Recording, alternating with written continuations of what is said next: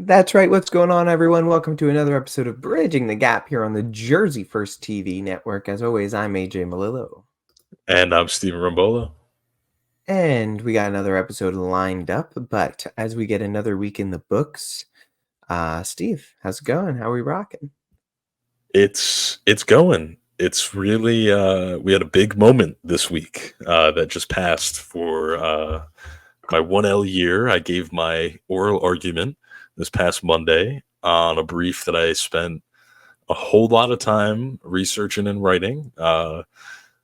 And it was electric. I got to go actually up against another classmate as opposing counsel. We wrote, opposing briefs, and my professor got to play the judge.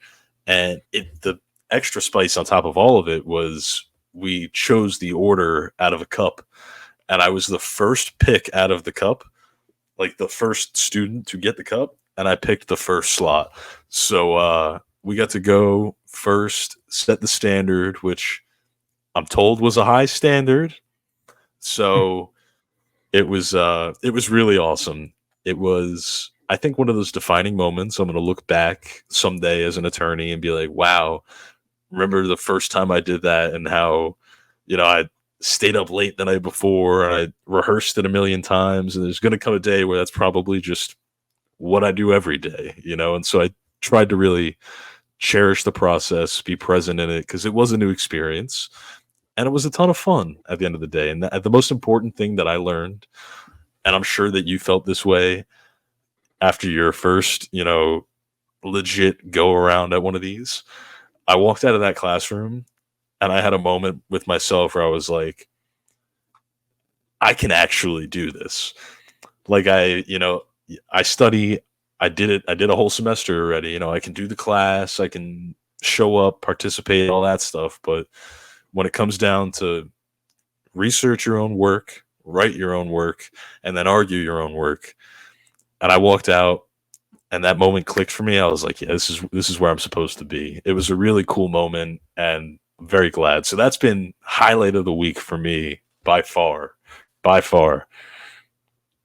Absolutely. I can remember that moment. I feel like I kind of got the short end of the stick though, because my first oral argument for law school like that was over Zoom, and it was like, I don't know, Uh, it didn't seem as like legit. Like it's not like I was in person or anything like that. But that being said, um, it's certainly true, and it's certainly a big defining moment in any young litigator's life. And you're gonna have many, many more, and I'm gonna have many, many more once it starts getting real, and like there's actual yeah. lives on the line, so to speak. Mhm. And it's, yeah. But that's awesome. I'm proud of you. I'm sure it went incredibly well. I have no doubts. I know that you stayed up late and maybe lost a little bit of Z's over it. I certainly didn't lose any Z's over you doing it because I knew it was going to be wonderful. So Oh, thank you, thank you. The only critique that I got was allegedly my language at times was a bit too informal, whatever that means. I advocated yeah, using, you know, possessives. I believe, I think, I this. I get it.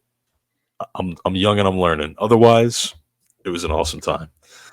and also that's not that big of a deal in the grand Yeah. scheme of things. It could be a lot worse. Those are little ticks. We all have fillers. We all have phrases or words or sounds that we use to sort of fill in the gaps when we're thinking. So yours is I believe. I think mine is trying to remember what I usually do when I go up there and I'm talking. I do say like a lot. Mm, Um and I also think that I'm very much I I say that's a good point to the court when they ask a question, which you mhm. probably shouldn't do. Or yeah. I mean there's a million things that we all do and Yeah. everybody has a different one. In cross-examination, sometimes I get in a rhythm of saying right or correct after every question, which you don't have Mm, to do. But sort of if you get into that rhythm, you keep doing it and it happens and happens and happens.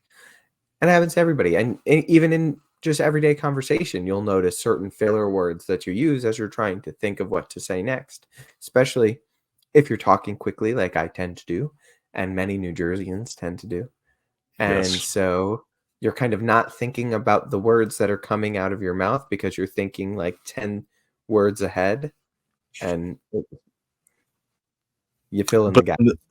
I was gonna say, and the moment that always clicks for me is like when you're 10 words ahead and you let one slip through in that 10, because every time I did the, I believe, it was like as soon as I said it, I was like, "Oh my gosh, you did it. You did it. You did the thing we weren't supposed to do." So it's funny, and I think again, it's one of those experiences I'm grateful for all the reasons we just talked about, but also in life, anything that forces you to get up and be a little bit uncomfortable is going to present a chance to grow. And the dialogue that we just had is you learn things about yourself. You learn how to make, conversation feel a little more effortless and, use better fillers and better vocabulary. So there's always something to learn on the other side of a hard or intimidating or, nerve giving experience, to take this telescopic, if you will. But AJ, how was your week? My week was good. I am officially 60% done with the semester, so that's good. I just finished up my last class of the semester today. Whoa. Uh, I went to a great event in Philadelphia for Child Advocates Philadelphia. It was for class. I volunteered, helped out over there. It was a really nice event. So that was a lot of fun. Yeah, it was a good week overall. Um, but now it's really grind time. I have an exam the day we're recording this on Thursday, so a week from tomorrow is my first exam. Whoa. So we're Whoa. almost there. Con Law 2, and then I have a take-home exam, and I'm done. Done 2/3 of the way done of law school. That's remarkable. That is something to be so incredibly proud of. I would say it's something to be proud of, but I think that finishing the first year is something that you should be more proud of. Like at this point, like I just am going through the finishing motions. I would say the first year and the third year much more impressive than the second year. It's like the middle This- child, you know? you make a great point. You make a great point. I think the bigger point is that we have a lot to be proud of in general, and it's the product of hard work, drive, and dedication to just doing the things that we love to do. Absolutely. Absolutely. And I think that what's important to note as the people that have been listening, because Steve, believe it or not, it's been about 2 years. I think Yeah. maybe right around this episode marks the 2-year anniversary of the show. Um, so I think we should do a little shout out, a little thank you to Jersey First for keeping us around for 2 years.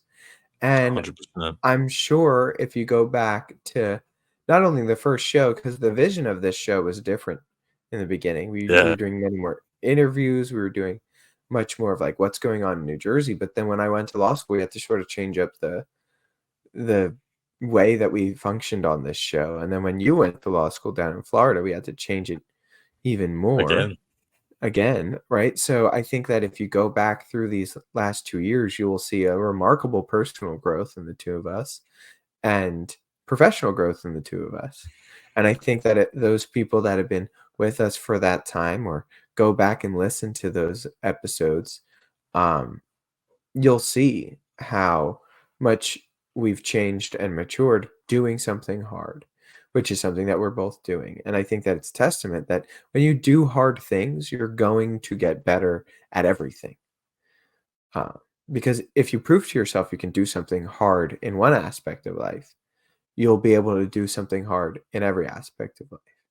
And I think that for me, and then I'll let you talk a little bit about what your perceptions over the last 2 years were. But one thing for me that I want to note is that I've learned that it's okay to like not know what you're doing in the beginning of a process. Because that's something I always struggled with. I was always scared to start something new because I didn't know what I was doing and I didn't want to look like the person that didn't know what they were doing. Um, Especially if something that is hard and I know I won't be good at right away, and I'm gonna have to learn how to do it. Like, oh, that I'm not get really I don't really get scared of much, but that petrifies me. Like, oh, I don't know what I'm doing, Everybody else there probably knows what they're doing. Everybody's gonna know I don't know what they're doing. But then you realize that, first of all, there's only one way to learn it, and that's to do it. And second of all, like, everybody else has been in your position, and they know you're new, so they don't expect you to know everything. And so it's okay not to know, because that's the only way you're gonna learn. It's a great message. That is a tremendous message. And if there's one thing, AJ, you do show up, and you never let an opponent know if you're not, even if that anxiety or whatever we're going to call it is there for that first new thing. You never show it. And I think that's remarkable as well. I try my best. You gotta sort of fake it till you'll make it sometimes. But sometimes it shows, obviously, like, you're gonna make mistakes. You're not gonna be perfect. There's That's one thing too. Over the last 2 years, I started playing golf more, and, like, that's one sport that, like, nobody can it is, like, nearly impossible to be good at golf the first time you ever golfed, or the 100th time you golf. Like, it's impossible to just be naturally good at it, I feel like. I mean, some people are, Tiger Woods, obviously, but that's very much an exception and not the rule. Yes. Yeah. No, this is true. I can't believe that it's been 2 years. That's actually a remarkable thing to think about. And it's funny. I took a picture of it the other day and I meant to post it on our account. I never did, but I keep a Jersey First pin on my backpack. And I had this backpack. I mean, this backpack's been with me basically through all my degrees that I've earned. And it's the one button, it's that and another beach badge that stick on there. But just a constant reminder, I think, of all of the great things that Jersey First represents. And just to echo your sentiment before I talk about any growth or any of that stuff, just the platform that Rosemary and the team have created at Jersey First is remarkable. And I think the work that they do is completely top notch. They're great advocates for the working and middle class of New Jersey. They promote great values and they really take a lot of pride and care in their work. And so it's absolutely a privilege to get on every week under their name with their, great graces and support, be able to do what we do because they are an incredible organization. So hats off to Jersey First. Like you said, 2 years, couldn't be more grateful and thankful. And as for us, everything that you said is true. I think for me, the biggest growth that I've learned is that it's okay to have a change of heart. I think that's my biggest lesson. And maybe it's inspired by, the education I'm getting down here, conversations with different people, just all the places that I've been, life experiences, whatever it might be. But I can promise you, as AJ said, if you go back and you watch even the first episode, the format's different, the attire, the etiquette, it's all a different vibe. What's also markedly different is you would instantaneously be able to determine that I was so far left comparative to AJ in terms of politics and just opinions that I had and beliefs and the whatnot. And I think over these 2 years, the greatest lesson that I've learned is that it's through hard conversations, through exposing yourself to different opinions and different people and engaging with that with open arms and an open mind that you learn truly what you believe. And I think knowing now that the things that I believe are 100% my very well informed beliefs, you also speak with a different confidence. And I think that makes you a more engaging person and it allows you to be who you truly are. And I think thoughtful people are, some of the best people to be around, people that, know what they think and know why they think it and aren't afraid to think it. And so that's my biggest thing is, through all of the hard things that we've done over the 2 years, you still have to expose yourself to that adversity. It is adversity because it's challenging something that you've accepted as true and found comfort in. It's hard. It's not fun, and there's some days where you have a conversation with somebody and you feel like your world's rocked. You're like, wow, how did I not see it from that perspective for so long? And you realize that's life. That's the key to it all is moving through everything with open arms, learning, not holding any grudges, not, tying any really strong ties to any beliefs or anything, and allowing who you are to be reflective of all the things that you've done. So we've done a pretty awesome thing here, I would certainly say, over the past 2 years, and a lot more awesome things to do that we are just so grateful and proud of. Absolutely. I think that that's very well said. And just to add on really quick before we get into our story for the day, I think that one thing that I've learned to really love is taking that, what you said, where it's like you hear something new, a perspective, and just information, so on and so forth, that like rocks your world and gets you like really thinking, like, how did I not think of this before? How did I not see this before? How did I not sit down and do the research in this way before? But then really sitting with that, like soaking it in, thinking about it, but it not changing your view or your opinion necessarily, but saying, like, okay, I got that information. I've absorbed that information. I've thought about that information. But at the end of the day, you know what? Here's why. Not that I think I'm still right. Maybe that's not the best way to phrase it, but the conclusion that I've come to, I still agree with my initial conclusion, but now I'm coming at it with a more informed reason why I'm in that. I come to that conclusion because even though this evidence is good and damning and strong, I can still get a counterpoint against it, say, or I could still say, you know what? While that's a fair point, my conclusion is still on solid ground. And I think that that's a really interesting and fun thing that when you get into these challenging and engaging, like being ready to have your mind changed, but also being ready to sit with something for a while, think about it, and make your conclusion stronger.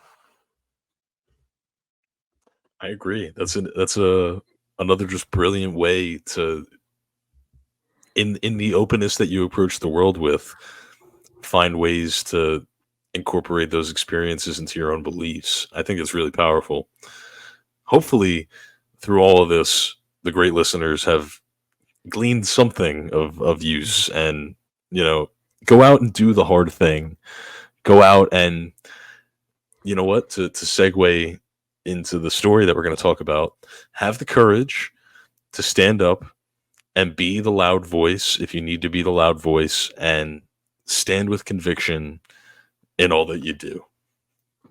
Absolutely, and have the interesting and maybe hard conversations that need to be had because that's the only way you're gonna grow and go forward.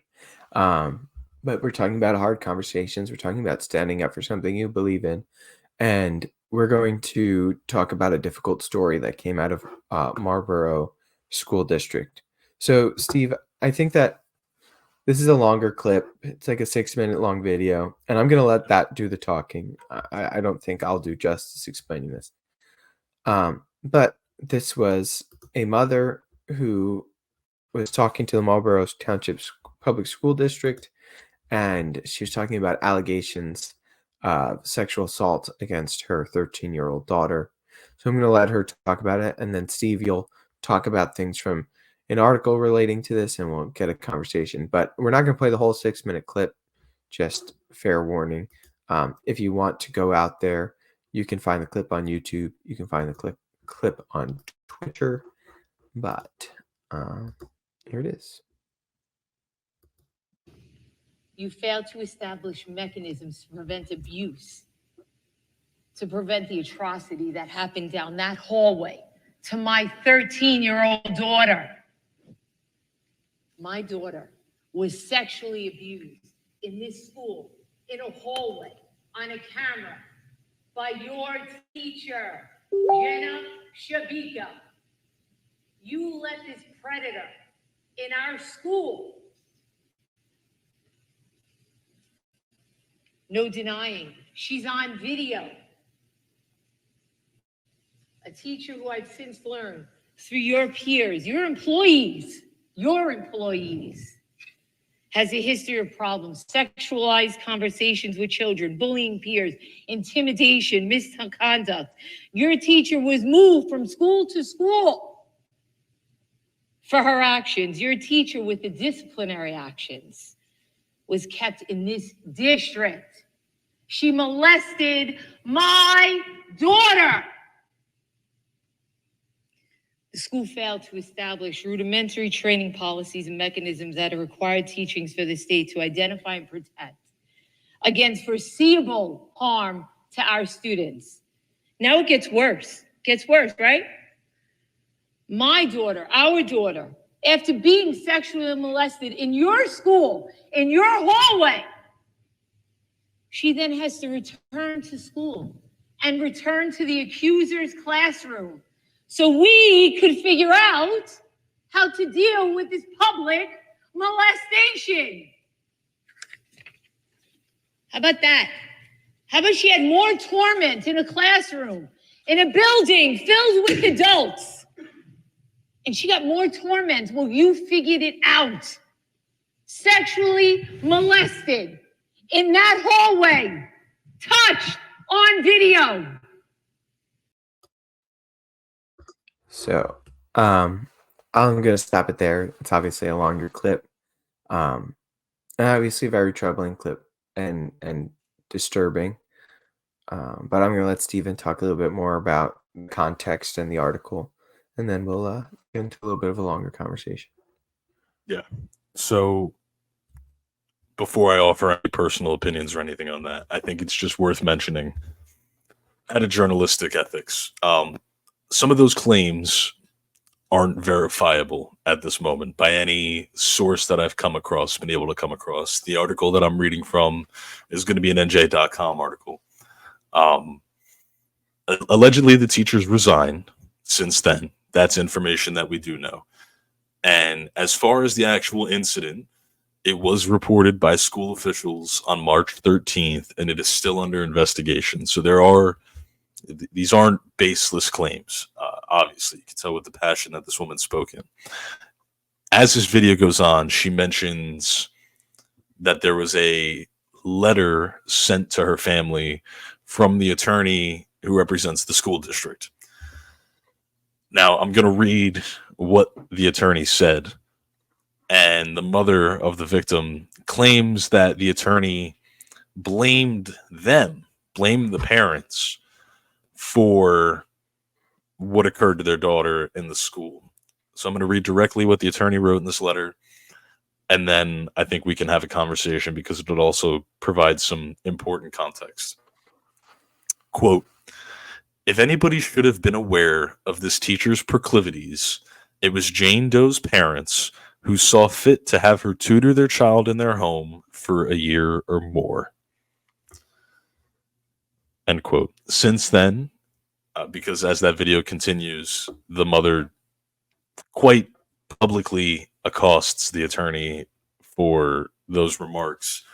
He's since then attempted to retract the letter, apologized to the family, and the school board had even inquired into finding other representation on their behalf because of that letter. So I want to start, AJ, just thoughts, opinions on everything that we have at the moment.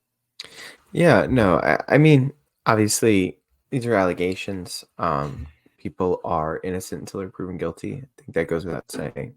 That being said, they're very troubling allegations. And if it's true that it's on video and it was public and people saw it, other students saw it, I think that there's no question that this teacher shouldn't have resigned. They should have been put on administrative leave at the very least, very least, immediately upon these allegations. I think that's how all of these allegations should be handled by schools in particular, is if there's credible allegation that you can be presented with like actual evidence of some sort of physical sexual abuse. If there's other people that have come forward and said, other teachers, other faculty members, let alone students, that talk about how this teacher's been bullying, had sexual conversations with students, like if what that mother has said was alleged, it shouldn't have taken the teacher to resign.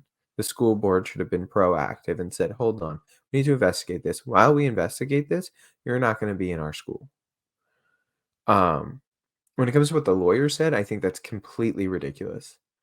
And I think it's shown to be completely ridiculous by the fact that he or she is He, he, he that he has apologized and has come out and said and tried to retract it. Like, that should have never left your office. I don't know how that cleared.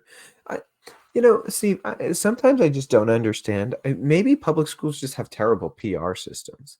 Like, their public relations people are like bad, and an attorney should be better at public relations than that.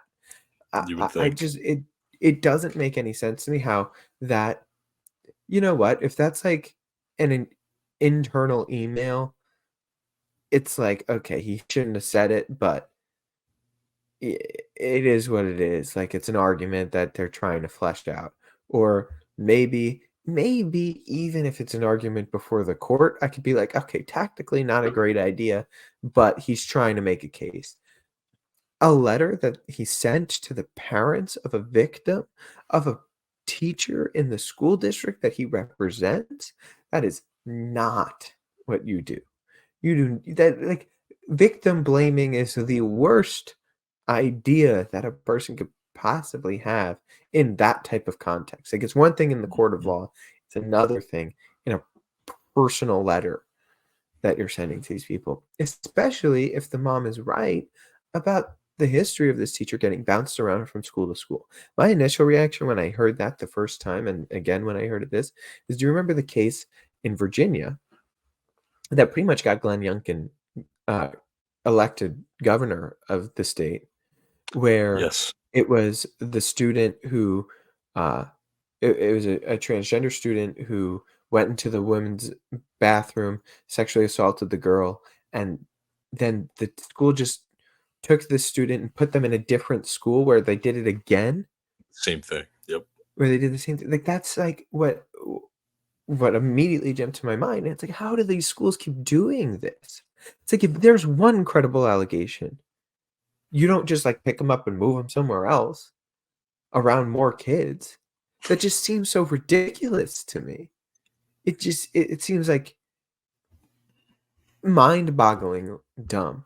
And I don't know, because the Board of Education are elected people in positions. Like, you would imagine that would throw some sort of a protection in place, because they know if it comes out, they're going to be ousted. I it just when these types of stories come out, they just never make any sense. The only thing I can think of is like, you're protecting your own.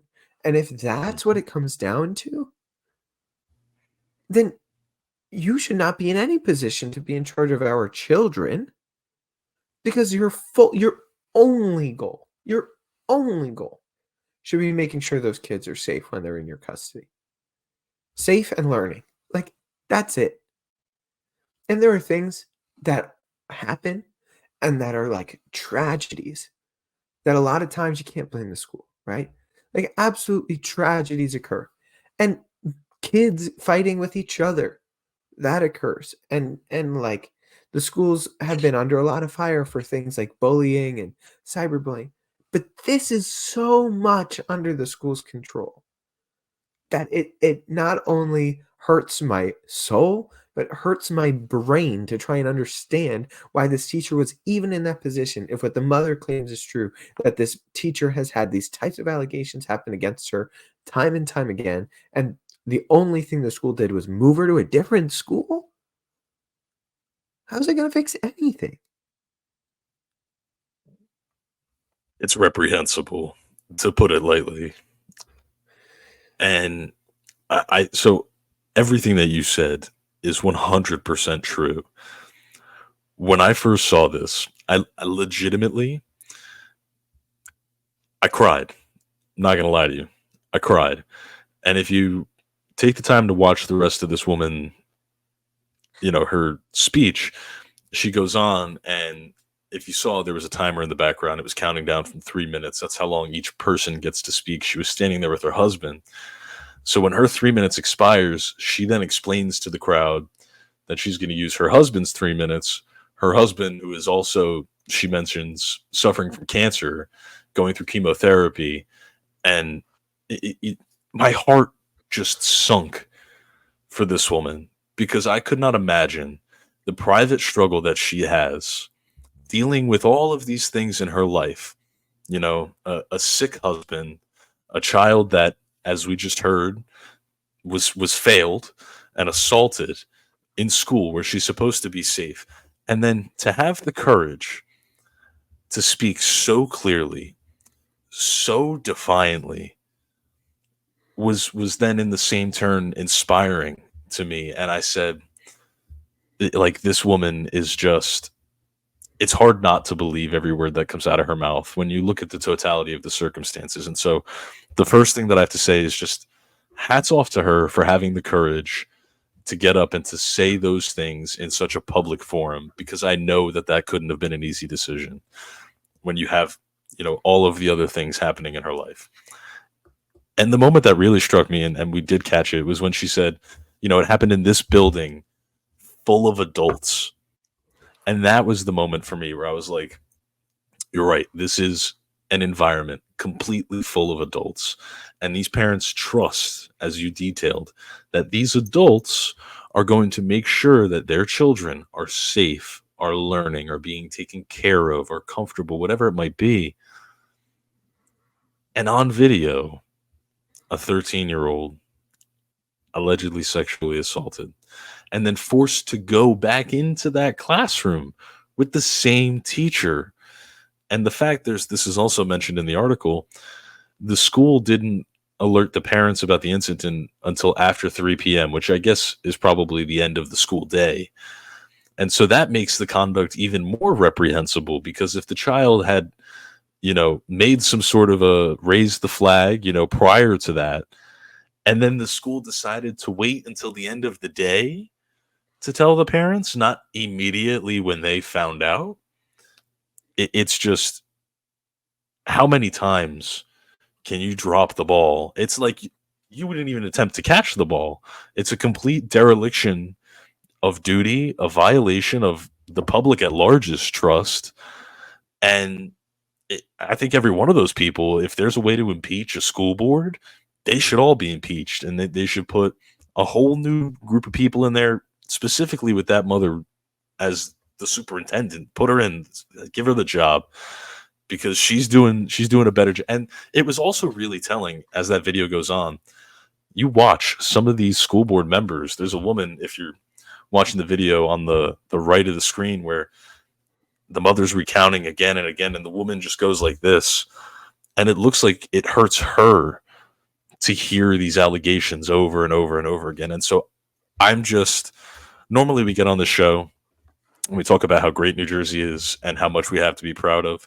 This is not something to be proud of at all. As a body of public representatives for the people of Marlboro, New Jersey, you've done such an awful job. And I hope that as time goes on, there is complete justice for this victim. I hope that, if the allegations are true, as they've been told, that there's severe penalties for that teacher. And I hope every single one of those people on the school board that was complicit in those poor decisions loses their job. Truly. No, I think that that's absolutely right. And maybe I'm just been so jaded when it comes to these school boards and like the ridiculous things that I've seen school boards that have been doing, that to me, like that woman putting her hands in her head, you're right. It could just be like disgust as to what happened. But there's just a part of me that thinks that some of these school board members would put their hands in their head like that at disgust at that mother getting up there and saying what she's saying. It's like those parents in Florida that like read actual excerpts of these books in the libraries that have like actual depictions of porn, gay porn in these books. That's like, this is what's in your elementary school library, and they show the pictures and they're like, "Oh, you can't show that here. That's far too graphic."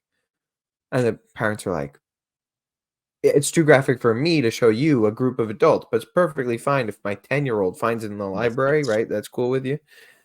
Um, and so a part of me is like, are they putting their head in their hands because they're disgusted at what they're hearing because it's disgusting and it should do that? Or are they putting their head in their hands because they're like, oh, this crazy lady's talking about us and coming after us for that?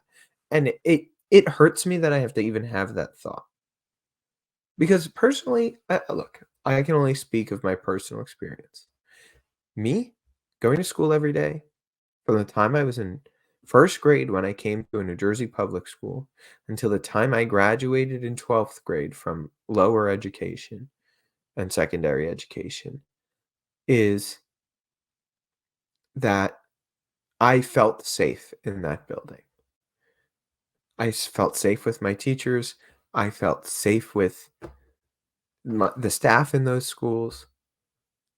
I felt like if I ever had a problem, not only could I go home and tell my parents, but I could tell any adult in that building that something was going on to me, and it would have been addressed in some manner.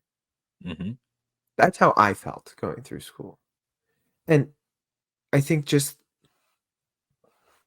like the fact that kids and this young girl in particular will never feel safe with authority again. Like these are the authority figures of this young girl's life, this 13-year-old girl's life. And she thought she did the right thing, I'm sure, when she told whomever or whoever recorded this told whomever else in charge, like, look at what just happened. And instead of saying, at the very least, instead of saying, like, go to the nurse's office, sit in the nurse's office, we'll call mom and dad, we'll send you home. It's on video. Like, this is what happened. We're going to send you home. You don't have to go back in tech class. You don't have to go to any class for the rest of the day. Like, this just seems so second nature. It should be so obvious to, like, let that little girl go into a nurse's office at least. Let her call her mom. Let her go home just to deal with what just happened to her. That you clearly saw. You clearly saw on video. Because you said immediately, like, well, we were investigating it. We had to make sure. It's like, come on. Come on. It's true. It's So you send her true. And back into the that's classroom. That's what your investigation leads. Like, what you've highlighted, I think, is the like one of the jarring realities of the situation. And it's like, and this is true for, victims of assault of this type generally. It's you've robbed that person now of security. And we're talking about a child, like you said, in a place where she's 13 in high school, done it for so many years of her life. They've never let her down. There's never been a reason, to be let down. And now it's not just, a reason. It's probably the best evidence she has going forward that she was let down. And I can't excuse the fact, and the mother said it perfectly. This is a building, an entire building. You've been in a high school full of adults and nobody, not the principal, not a secretary, not a teacher, not a custodian, not a coach, nobody who could have known about this thought that there was any better way to handle it than the way that they did. And that's the part that makes me sick. And I think that every parent in Marlboro Township should should feel some type of way about this. And I think that, I mean, it was apparent. Clearly, allegedly, there was no correlation, but the school district was actually closed today. We're recording this. This was on Thursday, the 18th. They were closed because there was a bomb threat. Somebody had emailed one of the administrators that there was, a bomb placed on the campus grounds, whatever. And so it's clear that there's outrage. It's clear that this is grabbing. I believe this will be a national story. And there's no excuse. There's no excuse for the behavior whatsoever. And we have to do better for our children. And I think that, like you said, there's been this movement over the past few years at this point of parents becoming more active in participating and having conversations with the school board to make sure that their children are in safe hands, taken care of, being taught the things that they want their children to learn. And it's clear to me now that we need that more than ever. A movement, Stephen, that's been vilified. Not only that's been happening, but has been absolutely vilified by the media in this country, and those of a certain political persuasion in this country. It's asinine, is what it is. It's like obviously parents are like. What is a PTO? What does PTO mean? Pay time off.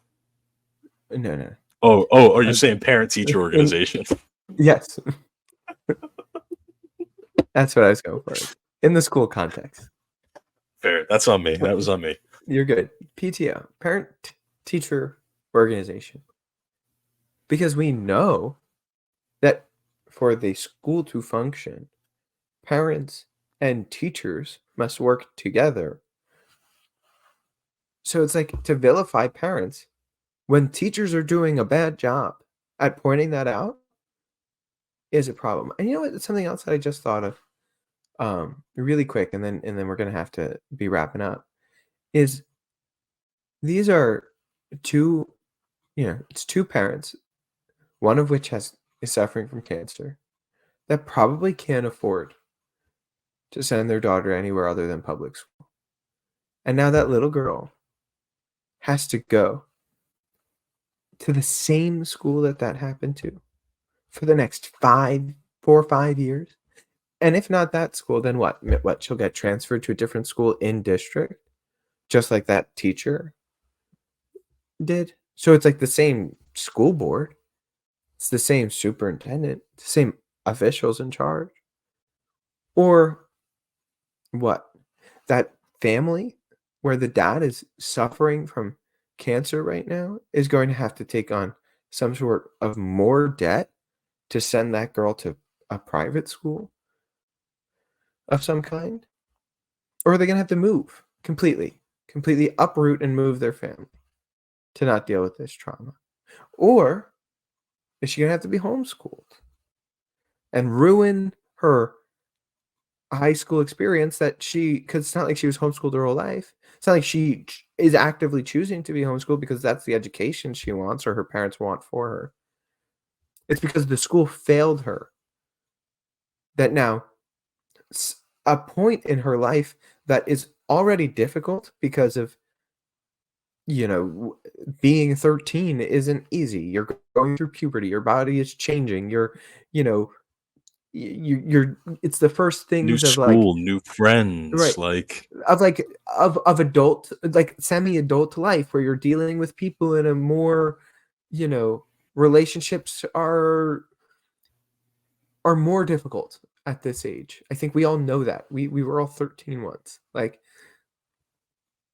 and then her dad's suffering through an awful disease. And the one place in a 13-year-old's life that should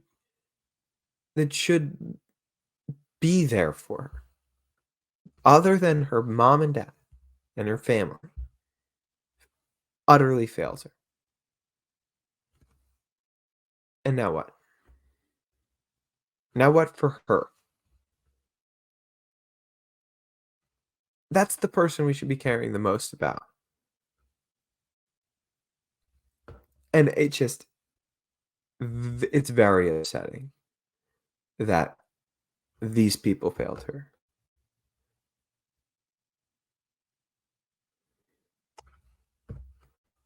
I don't even have anything to say after that. I think legitimately could not have said it better myself. And I just hope that as time goes on, as the wrinkles unfold in this case, whatever justice looks like for that 13-year-old, I hope she gets it. Absolutely. Honestly, I think that if the allegations are true, obviously that teacher should be criminally charged and Yeah. probably civilly charged. The school should Hmm. certainly be civilly be Absolutely. charged. But if there are any criminal charges that could have any sort of, you know, criminal negligence or even some sort of accomplice liability for sending her back into the school, into the Hmm. classroom Into right the after it classroom. happened. Like, I don't know. If there is some like, hold as many people criminally liable as you possibly can, I think. I don't know. I I don't agree. know what the criminal laws are on this type of matter, but if there's some way to prosecute them, prosecute them. And obviously, this family should go after the school for all that they can possibly get. 100%.